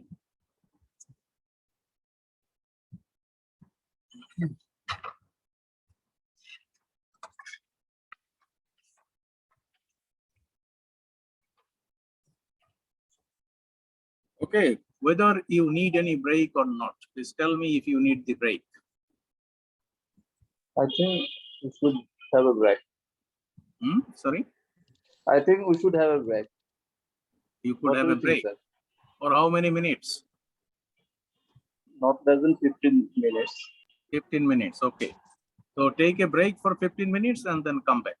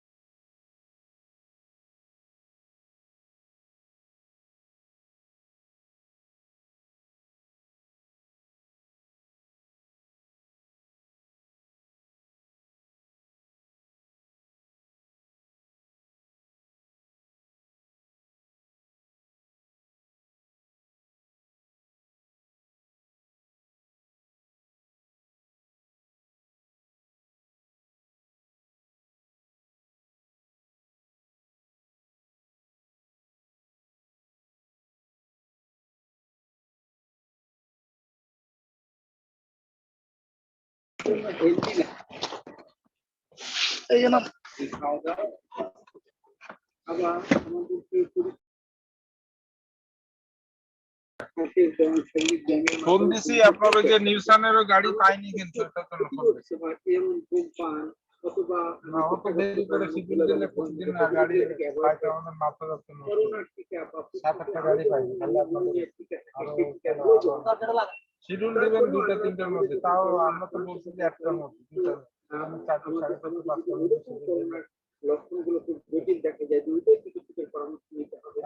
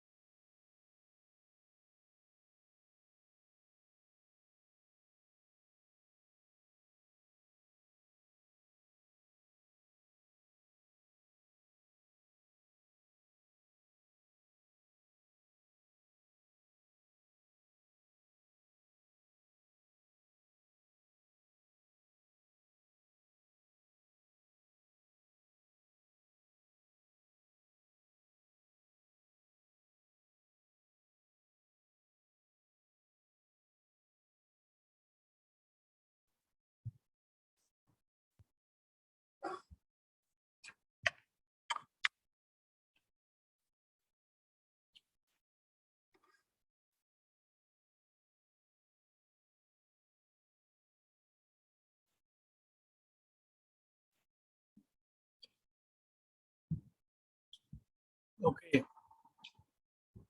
Do you come back? Yes, sir. Yes, sir. Now let us move to question number 7, I believe.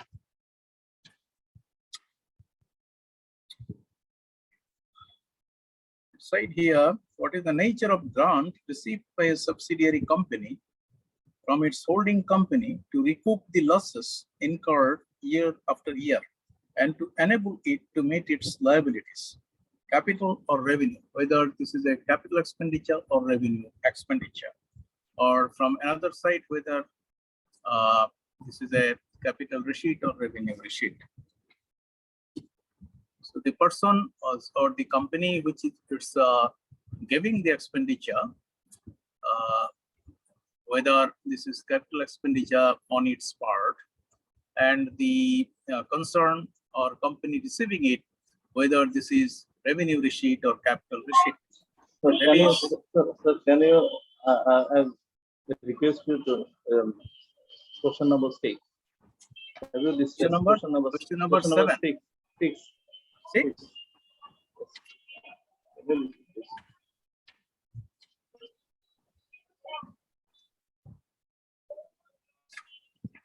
Do you want me to discuss question number 6 or 7? 6. 6. 6. Okay. So question number 6 we discussed earlier, and that was with regard to the government servant who was allotted a piece of land. And Not like that. Question number 6, what is the nature of liquidated damage received by a company from the supplier? oh, sorry. So this is number 6. Okay. So it is what is the nature of a grant? What is the nature of a grant received by a subsidiary company? It is question number 7, but I should repeat it. What is the nature of liquidated damage received by a company? Question number 6 from the supplier of plant failure. Okay, liquidated damage. Okay. Let us see where it is.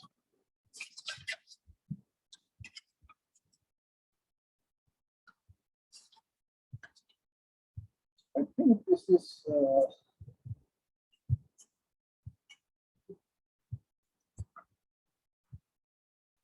not mentioned here, but yes, of course, there is a question like that. What is the nature of liquidated damages received by a company from the supplier of plant for failure to supply machinery to the company within the stipulated time? A capital receipt or a revenue receipt? So let us suppose that one company was promised by the supplier that it would supply machinery, and that was within a stipulated time, because the machinery was to be supplied within a stipulated time. And with the supply of the machinery, the company was to operate or was to start manufacturing process. So it could not, the supplier could not supply it within the stipulated time, maybe because of some reasons, because he could not complete the machinery in complete form, because machinery needs some operations or functions. Maybe the machinery was lacking in one function, so that's why he could not supply it. And since the receiving company could not start manufacturing the products, so it was a damage to that company, and it was liquidated damage. And the supplier company, because of the inability to supply the machinery gave the receiving company some damages. So maybe any figure. So that compensation or that damages was received by the company which ordered the machinery. But because of the fact that the company did not get it, that's why it was given by the supplier company liquidated damages. So now the question is, what is the nature of the receipt of the liquidated damages received by a company which has ordered the machinery to another company?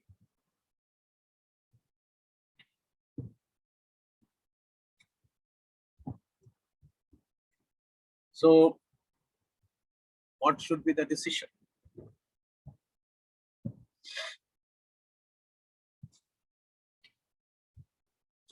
So we have to look at the point that the damages were directly or indirectly linked with the procurement of a capital asset.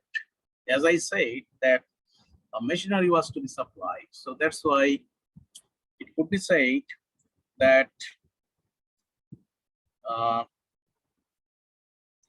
it is directly or indirectly linked with the procurement of a capital asset.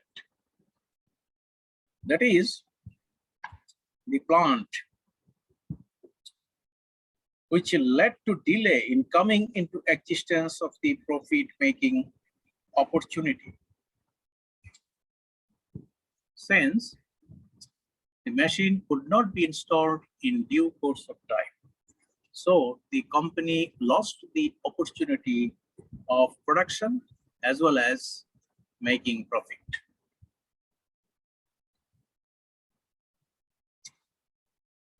It was not a capital receipt in course of profit earning process. Therefore, the amount received by the SSC towards compensation for sterilization of the profit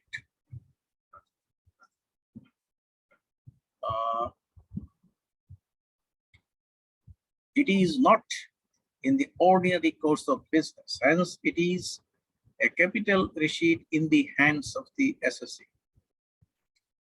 So generally, this is in exchange of the non-supply of the capital machinery. And because of the non-supply of the capital machinery, the opportunity to produce the product was not received by the company. And that's why it is in lieu of the supply of the capital receipt. And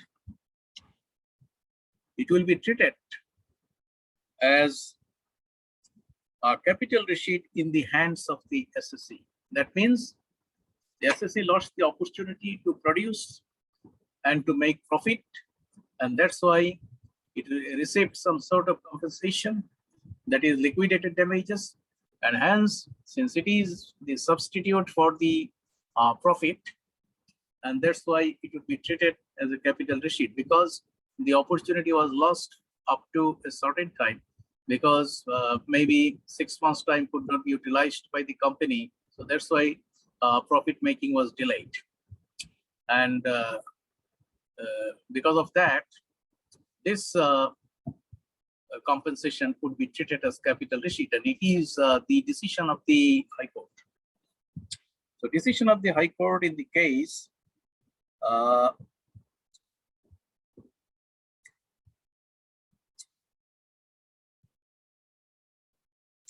Shuvashis Cement Limited, Supreme Court of India.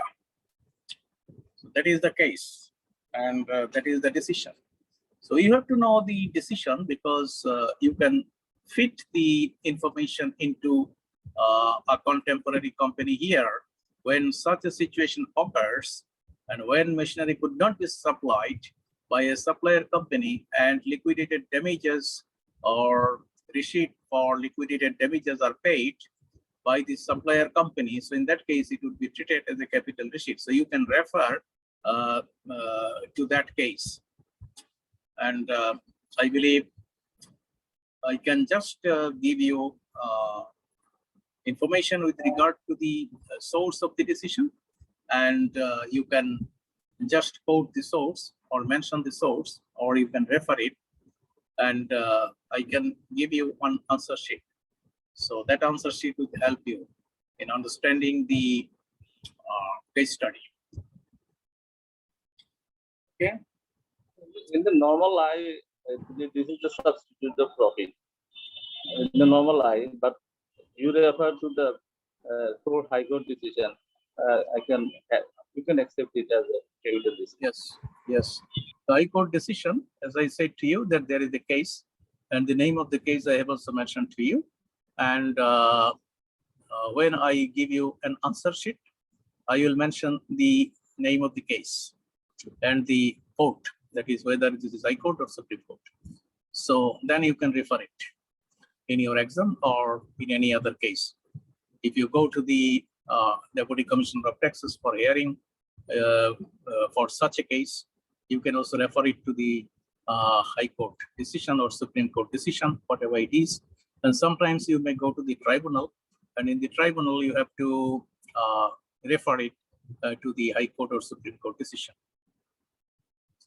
Okay.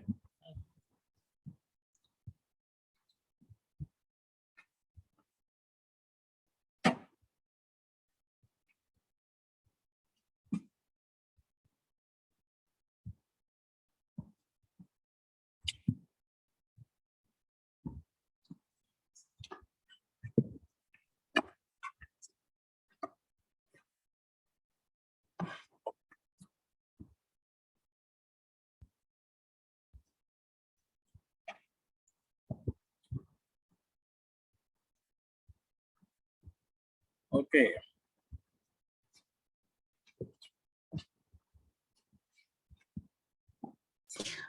Sir, I have one question in this regard. Yes. Shall I make, sir? Yes, please. Sir, yes, sir. Sir, in case of business, is it allowable expenditure? Means liquidated damage is allowable expenditure or not, sir? It is a capital receipt by the company. So it is not allowable for calculating the business income. You will calculate the business income under section 28, and the allowable expenditure is under section 29. And section 30 gives you some expenditures which are disallowable at the time of calculation of the business. So since it is a capital receipt and you cannot, deduct it from the revenue, that is the gross profit, when you try to calculate the net profit. So capital receipt cannot be treated as revenue receipt. So that's why it is not in the not to be put in the profit and loss account. Rather, it is to be kept separately. And because of the capital receipt, it could be taxed if there is a provision in the income tax ordinance 1984, or if there is no provision, then you cannot tax it. But it is a receipt and capital receipt. Whenever capital receipt, yes, of course, you can calculate capital gain sometimes, but here, no question of calculating capital gain. Rather, it's simply a capital receipt.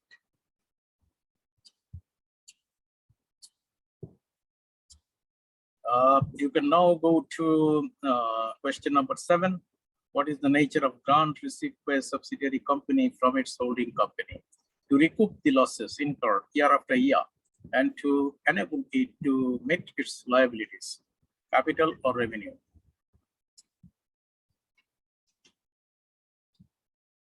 You can just apply your common sense,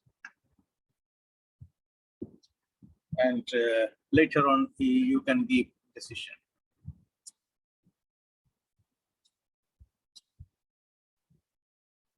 So the company is actually incurring losses year after year. So the holding company gives you a subsidy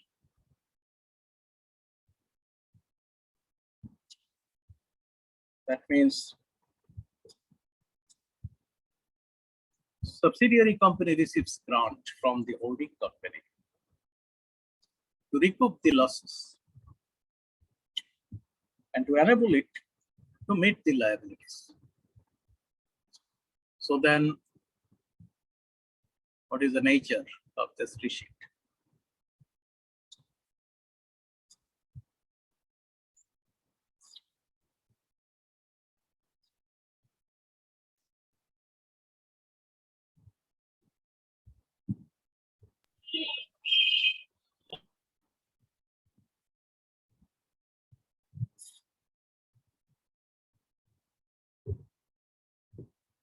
So is it capital risk?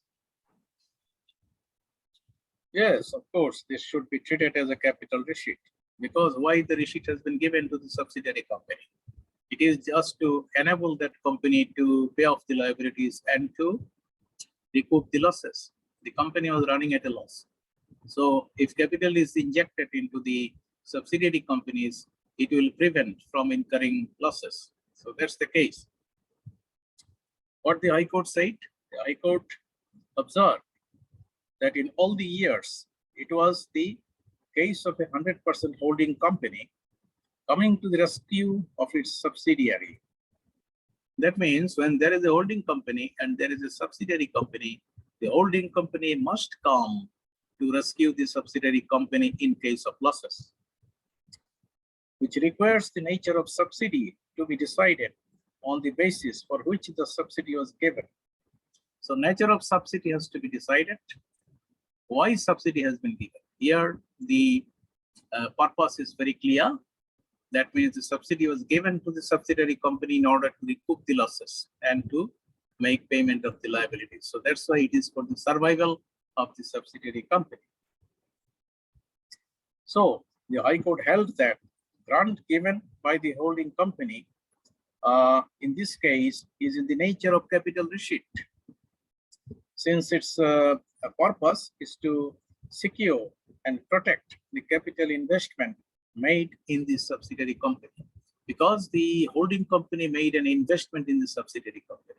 So if the holding company wants to protect its investment in the subsidiary company, it has to provide some subsidy, and the nature of the subsidy is in the capital nature.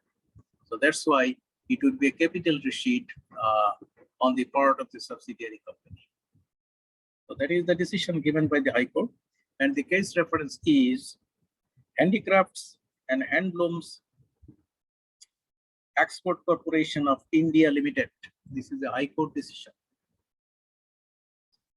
Handicrafts and Handlooms Export Corporation of India Limited. High Court decision. Okay.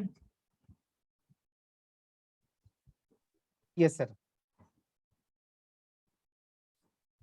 Good.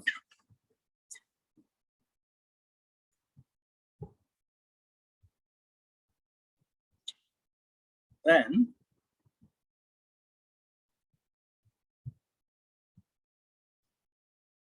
we have said in the next problem,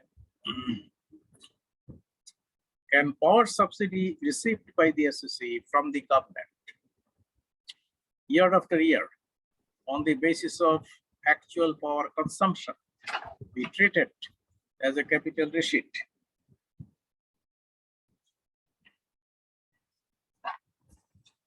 It should be revenue receipt, sir. Okay. Power subsidy received by the SSC from the government? Or the government. Yes, year after year on the basis of actual power consumption, whether this should be treated as a capital receipt or not. Revenue Let us receipt, see. not will be capital receipt. Okay. So decision should be like this. The power subsidy received by the SSC from the government on the basis of actual power consumption has to be regarded as a trading receipt and not as a capital receipt. So since power is consumed on the basis of the consumption of power, this subsidy is given and it would be treated as a trading receipt, not a capital receipt. And the case reference is Rashi Cement Limited, Andhra Pradesh High Court. So this is a High Court decision of Andhra Pradesh, and the name of the company is Rashi Cement Limited.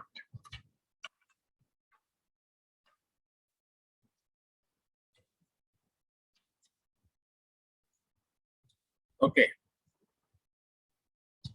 Next question, number 9.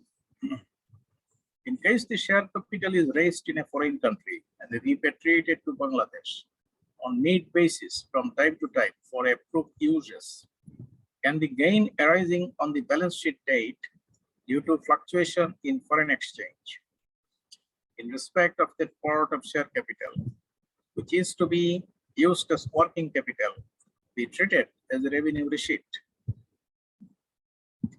So share capital is raised in a foreign country.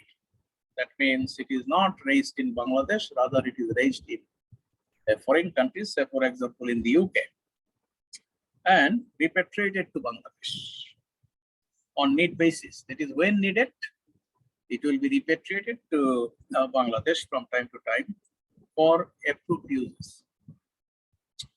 So can the gain arising on the balance sheet date due to fluctuation in foreign exchange? So when it is coming to Bangladesh, of course, Bangladesh cannot get it in UK pound, rather Bangladesh has to get it in Bangladesh taka. So there is a foreign exchange fluctuation, of course, in respect of that part of share capital, which is to be used as working capital. So the money is coming into Bangladesh to be used as working capital of the company, whether this should be treated as a revenue receipt or not.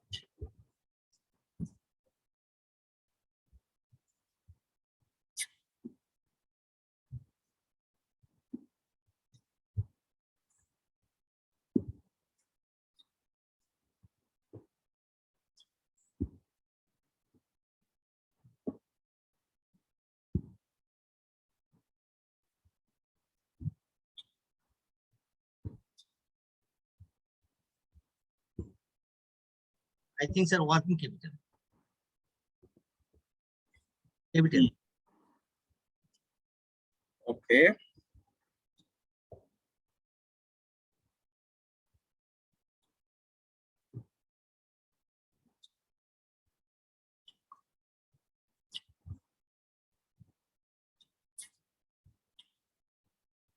Here, I think, sir, it will be treated as capital receipt. I don't know actually what will. capital receipt could be. So let us see the decision of the High Court. This was a decision of the Delhi High Court, and the case's name is Jagatjit Industries Limited. Jagatjit Industries Limited. So what High Court said is that the capital raised, whether in India or outside, can be utilized both for the purpose of acquiring fixed assets and to meet other expenses of the organization, that is, as working capital. So the capital which was raised outside of the country, that could be used for acquiring fixed assets or to meet other expenses of the organization, that is, as working capital. So let us suppose a company is using its share capital. When the company raises share capital here in Bangladesh, and that capital could be utilized for acquiring assets or could be utilized for working capital. Both the purposes could be utilized. So here also the same thing. For determining the nature of receipts, due consideration should be given to the source of funds. We have to give consideration to the source of fund. What is the source of the fund? The source of the fund is raising of capital, and not to the ultimate use of the fund. You cannot refer it to the use of the fund. Use could be anything, as we have said. It could be for acquiring assets, or it could be for, using it as working capital. The High Court therefore held that the entire gain has to be treated as capital receipt, as the source of the fund in this case is capital in nature. So the most important part of the decision is that the source of fund and its nature. The source of fund is capital in nature because it is from the raising of capital. So that's why it's a capital receipt. And that is the decision of the High Court.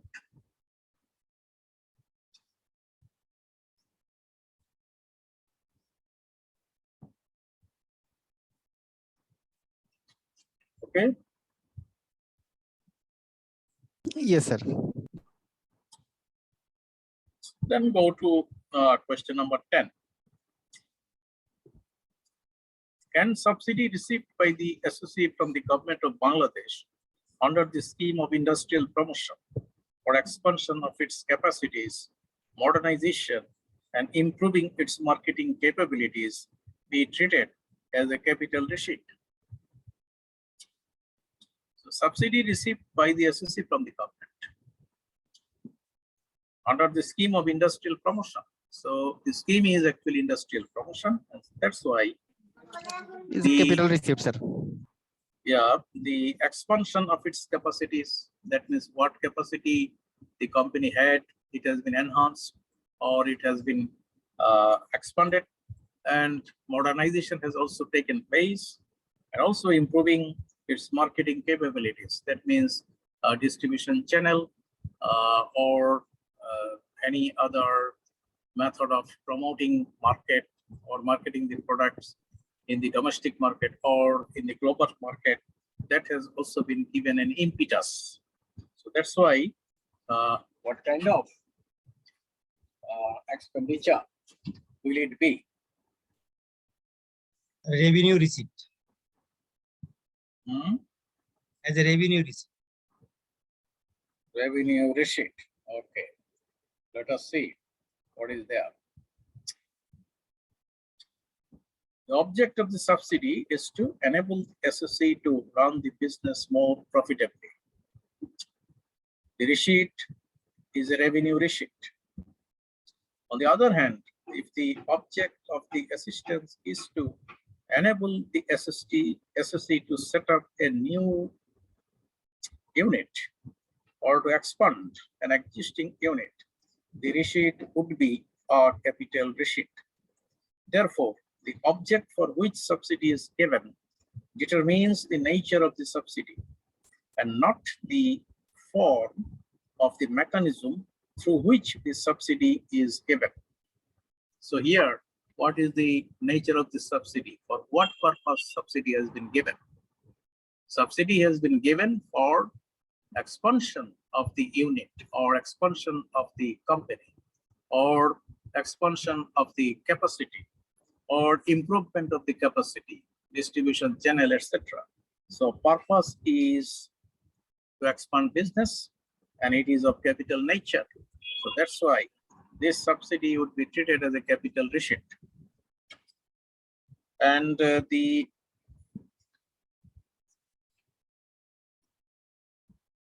case reference is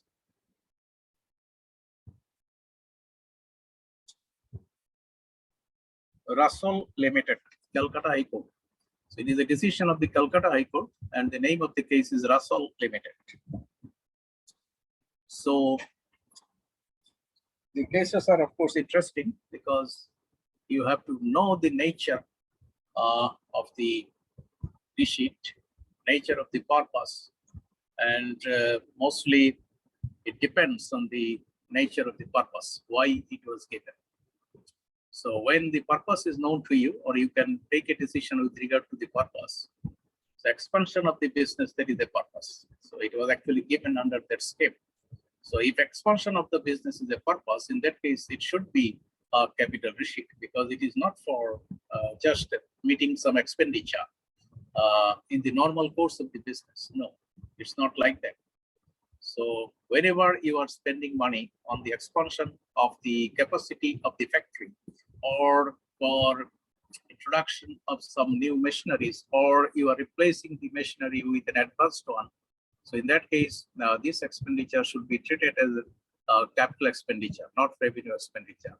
So in this case also, the nature of the purpose should be taken into account.